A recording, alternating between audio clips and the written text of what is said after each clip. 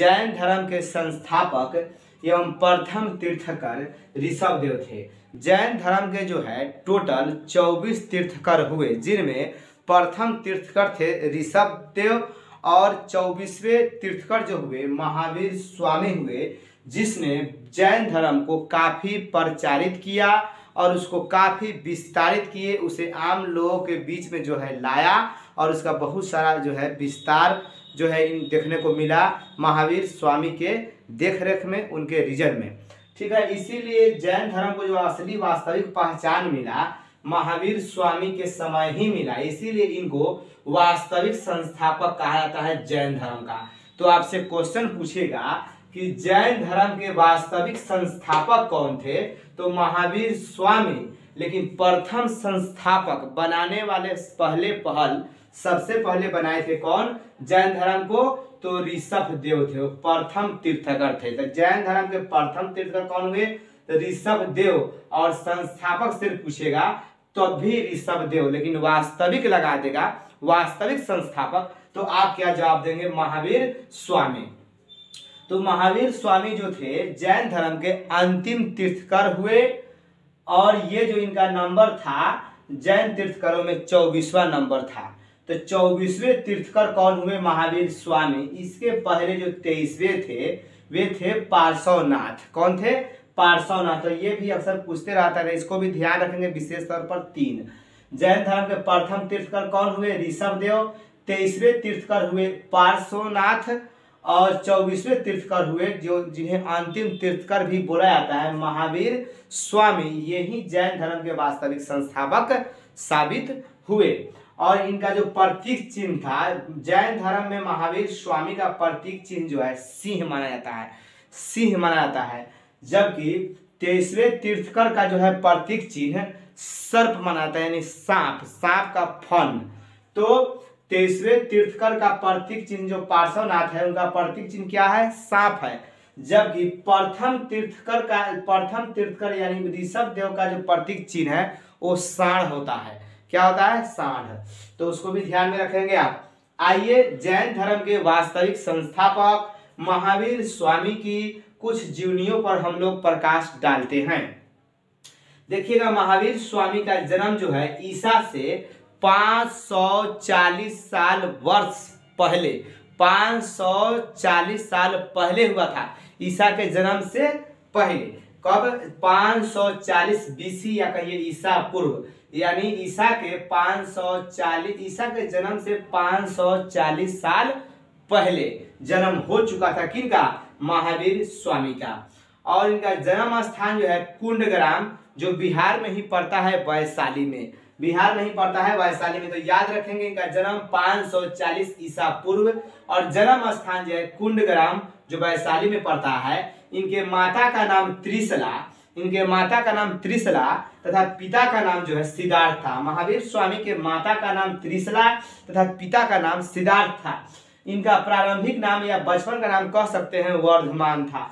महावीर स्वामी के बचपन का नाम क्या था, वर्धमान था, यानी प्रारंभिक नाम क्या था, वर्धमान था।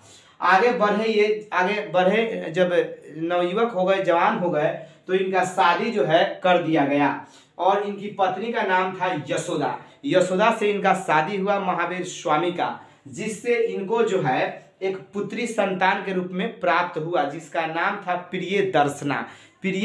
तो यहाँ से देख लेंगे, इनको संतान के रूप में प्रियदर्शना नामक पुत्री का प्राप्त हुआ, जिसका विवाह जो है जमाली नामक व्यक्ति से हुआ था।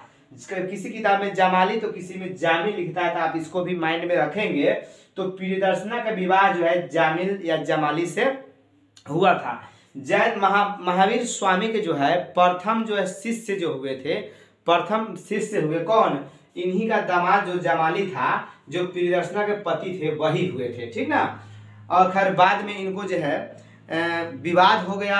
जामिल को महावीर स्वामी थे, और जामिल अपना अलग होकर एक अलग धर्म, अलग एक सिद्धांत बहुतरवाद जो है ये अपना निकाले थे। कौन, जमाली को जो है आगे चल के महावीर स्वामी से विवाद हो गया, और इन्होंने अपना एक अलग सिद्धांत क्या किया, तैयार किया, बहुतरवाद जो है जमाली ही दिए हैं।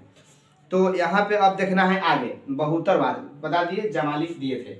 अब यहाँ देखना है गृह त्याग। महावीर स्वामी जो है 30 वर्ष की आयु में अपने बड़े भाई नंदीवर्धन के आज्ञा से, जब इनके पिताजी मर गए, महावीर स्वामी के पिताजी कौन थे? सिद्धार्थ। सिद्धार्थ जो है, पढ़िएगा बौद्ध धर्म में भी आइएगा तो महात्मा बुद्ध के बचपन का नाम सिद्धार्थ रहता है, तो खैर यहाँ कुछ और है। महावीर स्वामी के पिता का नाम क्या है? सिद्धार्थ है। तो अपने ये महावीर स्वामी अपने पिता के मृत्यु के बाद 30 वर्ष की आयु में अपने बड़े भाई नंदीवर्धन से आज्ञा लेकर गृह त्याग कर देते हैं और ये ज्ञान के खोज में निकल पड़ते हैं। और इनको काफ़ी कष्टों के बाद, काफ़ी जो है गांव समाज से इनको जो है बहुत अपमान भी झेलना पड़ा था। कई तरह के लोग उनके बारे में सवाल करते थे और उन पर जो है सवाल उठाते थे।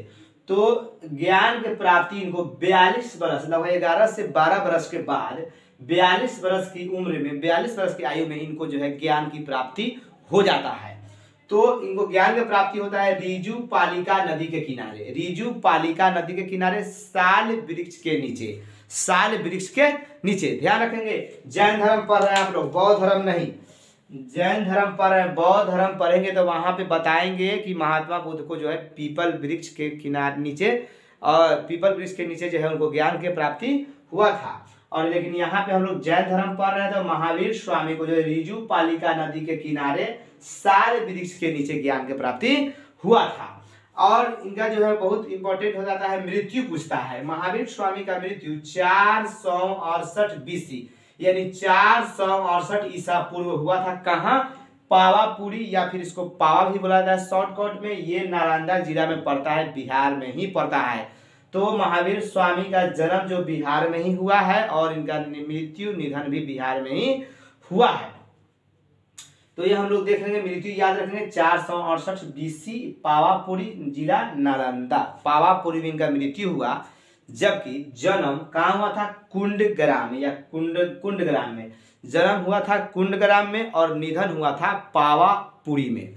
तो यहाँ तक हो गया। आगे हम लोग अब देख लेते हैं। ये आपको पहले ही बताए थे कि 23वें तीर्थकर कौन थे? 23वें तीर्थकर पार्श्वनाथ थे। 23वें तीर्थकर कौन थे? पार्श्वनाथ थे। तो इनका प्रतीक चिन्ह जो था क्या था? सर्प था, यानी सांप था। जबकि महावीर स्वामी का प्रतीक चिन्ह क्या था? सिंह था। महावीर स्वामी का प्रतीक चिन्ह क्या था? सिंह था। आप इसको याद रखेंगे। जैन धर्म देखिएगा, यहाँ से महावीर स्वामी को जो है जब इनको ज्ञान की प्राप्ति हो गया, जब ये चर्चित हो गए, पूरे दुनिया में जाने लगे, लोग इनको पहचानने लगा इनके कर्मों से, इनके ज्ञानों से, इनके शिक्षाओं से, इनके बातों से, तब ये है कई नामों से ये लोगों के द्वारा पुकारे जाने लगे। जैसे इनको कहा गया केवलिन, निग्रंथ, जीन, अरहत, महावीर। महावीर अंत में जब सब सर्वगुण संपन्न हो गए, ये हर तरह से क्या हो गए? गुणी हो गए, तब ये अंत में महावीर कहा है। देखिएगा, केवलिन, इनको केवलिन कहा गया। केवलिन क्यों कहा गया? केवलिन का मतलब होता है ज्ञान प्राप्त व्यक्ति। जब ये ज्ञान पूर्णतः प्राप्त कर लिए तब इनको कहा गया केवलिन। क्या कहा गया? केवलिन। निग्रंथ का मतलब होता है जो बंधन से मुक्त हो, जो किसी प्रकार के बंधन में न हो, ये हर प्रकार के बंधन से क्या है? फ्री है, मुक्त है, उनको क्या कहा जाता है? तो निग्रंथ। तो महावीर स्वामी सभी प्रकार के बंधनों से मुक्त थे, अतः इनको कहा गया निग्रंथ। जीन का मतलब होता है इंद्रियों का विजेता। जीन का मतलब क्या होता है? इंद्रियों का विजेता, जिसने अपने मन को, अपने इंद्रियों को अपने वश में कर लिया है, जिसने अपने इंद्रियों को विजय प्राप्त कर लिया है, उसी को क्या बुलाता है? जीन। ऐसे जैन धर्म का सबसे बड़ा देवता, सर्वोच्च देवता जीन को माना जाता था। तो इनका एक अन्य नाम जीन भी था। उसके बाद एक और नाम है अरहत। अरहत के मतलब होता है योग्य, योग्य व्यक्ति। अरहत का मतलब क्या होता है? योग्य। तो ये बहुत योग्य व्यक्ति भी थे, अतः इनको कहा गया अरहत। और महावीर कहा गया कब? जब ये सभी प्रकार के ज्ञान से क्या हो गए? परिपूर्ण हो गए, और ये अतुल पराक्रम दिखाने के वजह से ये अपना अटल और अतुल पराक्रम दुनिया को दिखाए और महान कहलाए अपने दम से, अतः इनको कहा गया तब जाके महावीर। तो आप याद रखेंगे, महावीर स्वामी के अन्य नामों में केवलिन, निग्रंथ, महावीर, जीन तथा अरहत, इनके ये सभी नाम है। अब देखिएगा महावीर स्वामी के द्वारा दी गई शिक्षाएं। और जैन धर्म में जो है 5 महाव्रत पर विशेष फोकस, विशेष बल दिया जाता है। उनमें है, पहला है सत्य। सत्य का मतलब है हमेशा सच बोलिए, झूठ ना बोलिए, हमेशा सच्चाई के साथ रहा जाए, सच बोला जाए। और दूसरा था अहिंसा, यानी किसी प्रकार की हिंसा न करना। देखिएगा जैन धर्म में जो है सबसे अधिक, पूरा दुनिया में अगर कोई धर्म है तो सबसे अधिक जैन धर्म ही है जो अहिंसा पर बहुत ज़्यादा फोकस देता है। यानी इसमें किसी भी प्रकार के कीट पतंग और यहाँ तक कि वृक्ष खेती करने का भी मनाही किया गया है, क्योंकि उन मिट्टी में छोटे छोटे कई सूक्ष्म जीव होते हैं, तो इसके वजह से जो है उनका मृत्यु हो जाएगा, जो बहुत बड़े पाप माना जाता है। यहाँ तक कि जैन मुनि जो होते हैं अपने मुंह पर जो है एक मास्क की तरह लगा कर रखते हैं, ताकि उनके वजह से जो है कोई कीड़ा, कोई कीट पतंग मुंह में आकर न मर जाए। अगर मर जाएगा तो बहुत बड़ा पाप लगेगा। अतः जो है अहिंसा पर सबसे अधिक जोर दिया जाता है, किसमें? जैन धर्म में। तो पूछा गया क्वेश्चन आपसे पूछा जाएगा कि दुनिया में सबसे अधिक किस धर्म में अहिंसा मतलब न हिंसा, काट मार का पूर्णतः मनाही किया गया है, तो वो है इस अभी भी कौन? जैन धर्म। सबसे अधिक शांत प्रिय धर्म है ये। तो अहिंसा का मतलब क्या हो गया? यह शिक्षाएं हैं, बौद्ध धर्म जैन धर्म की शिक्षाएं हैं। हमेशा सत्य बोलना, हिंसा नहीं करना, किसी प्रकार की हिंसा नहीं करना। अपरिग्रह का मतलब होता है संपत्ति का संग्रह नहीं करना। अपरिग्रह का मतलब क्या होता है? संपत्ति का संग्रह नहीं करना, यानी धन इकट्ठा नहीं करना। धन इकट्ठा जब नहीं करेंगे, अगर धन इकट्ठा नहीं करेंगे तो मन में पाप भी नहीं आएगा और छल कपट वाला बात भी नहीं आएगा। सब झगड़ा का जड़ जो है धन ही है। आदमी धन संग्रह करे के चक्कर में जो है जितना भी विभिन्न प्रकार के झगड़े हो रहे हैं, अपनों में झगड़ा है, भेदभाव है, मनमुटाव है, ये सब धन के वजह से ही होता है। और तो सबसे बड़ा जड़ जो है, झगड़ा का जड़ जो है, महावीर स्वामी धन को भी मानते थे। अतः यह पूर्णतः मना कर दिया कि धन तनिक भी रति भर भी इकट्ठा नहीं करना है। अतः ये पूर्णतः अपरिग्रह पर जो है बल दिए, यानी धन का संग्रह नहीं करना है। तो जैन धर्म की शिक्षाओं में एक इसको भी याद रखेंगे, धन का संग्रह नहीं करना है। उसके बाद असत्य है। देखिए असत्य नहीं है ये, असत्य है। असत्य का मतलब होता है चोरी नहीं करना। चोरी नहीं करना है, चोरी से खुद को दूर रखना है, चोरी से दूर रखना है ना। तो असत्य का मतलब हो गया यहाँ से चोरी नहीं करना। तो एक शिक्षा यह हम असत्य याद रखेंगे। ब्रह्मचर्य के मतलब होता है किसी प्रकार से स्त्री के संपर्क में नहीं रहना, यानी स्त्रियों से दूर रहना ही क्या है?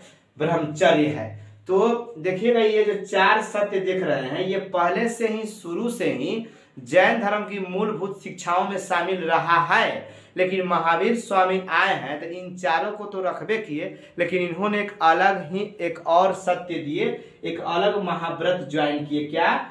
ब्रह्मचर्य। तो महावीर स्वामी के द्वारा जोड़ा गया महाव्रत कौन हो जाएगा नया? ब्रह्मचर्य। ब्रह्मचर्य का मतलब होता है स्त्रियों के संपर्क से दूर रहना, किसी प्रकार से स्त्रियों से संपर्क नहीं रखना। तो जैन धर्म के 5 महाव्रत यानी 5 शिक्षाएं याद रखेंगे। हमेशा सत्य बोलना, हिंसा नहीं करना, धन का संग्रह नहीं करना। असत्य का मतलब क्या हो गया? असत्य नहीं, असत्य मतलब चोरी नहीं करना, और ब्रह्मचर्य व्रत का पालन करना। उसके बाद ध्यान देंगे अब जैन धर्म का सबसे बड़ा जो देवता था जिन था। देखिएगा जैन धर्म में जो है ईश्वर के मान्यता तो है, लेकिन ईश्वर जो है जिन से नीचा ही रखा गया। ईश्वर को, भगवान को जो है यहाँ मान्यता है ईश्वर को, लेकिन जिन से नीचे। सबसे बड़ा देवता कौन है? जिन है। तो जैन धर्म का सर्वोच्च देवता कौन हो गया? जिन था। अब यहाँ से ध्यान देंगे त्रिरत्न दिया गया। आगे चल क्या दिया गया? त्रिरत्न। तो जैन धर्म त्रिरत्न कौन धर्म में है?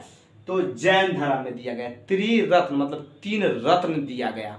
जैन धर्म मानने वालों को त्रिरत्न का पालन करना है। तो कौन कौन? सम्यक दर्शन, सम्यक ज्ञान तथा सम्यक चरित्र। सम्यक दर्शन के मतलब हो गया जैन धर्म के जो भी तीर्थकर हुए हैं और उन्होंने जो मान्यताएं दिए हैं, जो सिद्धांत दिए हैं, जो उपदेश दिए हैं, उन मान्यताओं के प्रति पूर्णतः कटिबद्ध होकर उसके प्रति क्या रहना? आस्थावान रहना, निष्ठावान रहना। यानी जैन धर्म की मान्यताओं के प्रति खुद को जो है उसमें रमाए रखना, लगाए रखना। ना, तो वही हो गया आपका सम्यक दर्शन, यानी जैन धर्म के प्रति लगाव रखना और उन साहित्यों के प्रति, जैन तीर्थंकरों के मान्यताओं के प्रति उस सिद्धांतों को मानना ही क्या है, सम्यक दर्शन हो गया। सम्यक ज्ञान के मतलब होता है सच्चा ज्ञान, शुद्ध ज्ञान, किसी प्रकार के सुनी सुनाई न हो, पूर्णतः वैज्ञानिक हो। यह जो है सबसे अधिक वैज्ञानिकता पर जोर देता है जैन धर्म। इसमें किसी प्रकार के आडंबर नहीं, छल कपट नहीं, और जो भी होता है प्रयोग किया हुआ और उसको जो है परखा हुआ ज्ञान ही रहता है। तो सम्यक ज्ञान का मतलब हो गया सच्चा ज्ञान, इसे कि फला सुख कह दिया तो वो मान लेंगे, ये सब बात ना होता है इसमें। और वह सम्यक चरित्र, सम्यक चरित्र का मतलब अच्छे आचरण पर जोर दिया गया, यानी आप अपना चरित्र, अपना कैरेक्टर अच्छे रखेंगे, आचरण पर विशेष जोर देने के बात कही गई है। अब यहाँ से आगे बढ़ेंगे, आगे चल के जो है जैन धर्म में फूट पड़ गया। तो जैन संप्रदाय जो है दो भागों में बढ़ गया, श्वेतांबर और दिगंबर। स्थूल भद्र के जो शिष्य हुए वे श्वेतांबर का है, जबकि भद्रबाहु के शिष्य जो हुए वे दिगंबर का है। श्वेतांबर जो होते थे श्वेत वस्त्र धारण करते थे और वे गृहस्थ जीवन जो है जीते थे, घरों में रहते थे, फैमिली के साथ रहते थे। जबकि दिगंबर जो हुए वे जो है किसी प्रकार के वस्त्र धारण नहीं करते थे, मतलब नंगा रहते थे, और ये जो है अपना संगत में रहते थे और घरों का त्याग करते थे, घरों में नहीं रहते थे, और ये जो है दिगंबर हुए। भद्रबाहु के शिष्य क्या कहा है, दिगंबर, जबकि स्थूल भद्र के शिष्य क्या कहा है, श्वेतांबर। तो आप इसको जो है माइंड सेटअप रखेंगे, माइंड में ध्यान रखेंगे। स्थूल भद्र के शिष्य क्या कहा है, श्वेतांबर, जबकि भद्रबाहु के शिष्य क्या कहा है, दिगंबर। अब यहाँ पे ध्यान देने की बात है, पहले यहाँ को हम बताए थे कि जैन धर्म के जो है, जैन धर्म यानी महावीर स्वामी, जैन धर्म नहीं, महावीर स्वामी के प्रथम अनुयायी, उन्हीं के दामाद जो जमाली या जामिल कहिए वही हुए थे, और उनका शादी जो है उन्हीं के पुत्री प्रियदर्शना से हुआ था। खैर बाद में जो है महावीर स्वामी से जमाली का विवाद हो गया और वो आगे चल के अपना एक अलग ही धर्म शुरू किए थे, अलग होकर। प्रथम जैन भिक्षुणी, प्रथम जैन भिक्षुणी जो है चंपा नाम के जो लड़की हुई थी, कन्या थी, वह हुई थी, ये कौन थी, नरेश दधिवाहन की ये पुत्री थी। नरेश मतलब राजा होता है, राजा दधिवाहन की पुत्री कौन, चंपा। तब पूछेगा आपसे प्रथम जैन भिक्षुणी कौन थे, चंपा। अब प्रथम महावीर स्वामी के प्रथम अनुयायी तो जमाली। यहाँ ध्यान देना है कि चंद्रगुप्त मौर्य जो है, ऐसे तो खैर कई राजाओं का जैन धर्म को संरक्षण रहा है और उनको जो है आश्रय देने का काम किए हैं, लेकिन इसी में आए थे चंद्रगुप्त मौर्य, जो मौर्य वंश के जो है प्रतापी शासक चंद्रगुप्त मौर्य ने जैन धर्म को संरक्षण दिए थे, और उनके शासनकाल में जैन धर्म को जो है फलने फूलने का काफ़ी मौका मिला था। और जो है अंत समय में चंद्रगुप्त मौर्य जो है जैन धर्म को स्वीकार किए और जैन धर्म के मान्यताओं के अनुसार अपने शरीर का त्याग जो है उपवास सिद्धांत से किए थे। कहाँ पे, श्रवणबेलगोला जो मैसूर में पड़ता है, श्रवणबेलगोला में जो है ये उपवास के द्वारा अपने शरीर का त्याग किए थे। जैन धर्म एक मान्यता है, जब शरीर त्याग करना होता है तो वो लोग क्या करता है, अन्न जल क्या कर देता है, छोड़ देता है। उस प्रथा को बोला था संथारा प्रथा, संथारा कानून भी बना हुआ है। तो जैन धर्म में जो है संथारा क्या है, यानी उपवास के द्वारा अपने शरीर का त्याग करना ही क्या कहलाता है, संथारा। संथारा जो परंपरा है वह किस धर्म संबंधित है, जैन धर्म से संबंधित है। तो चंद्रगुप्त मौर्य जैन धर्म को संरक्षण दिए तथा जैन मान्यताओं के अनुसार श्रवणबेलगोला यानी मैसूर में उपवास के द्वारा अपने प्राण का कर दिए, त्याग कर दिए। तब तक के लिए धन्यवाद, मिलते हैं हम लोग अब अगले वीडियो में।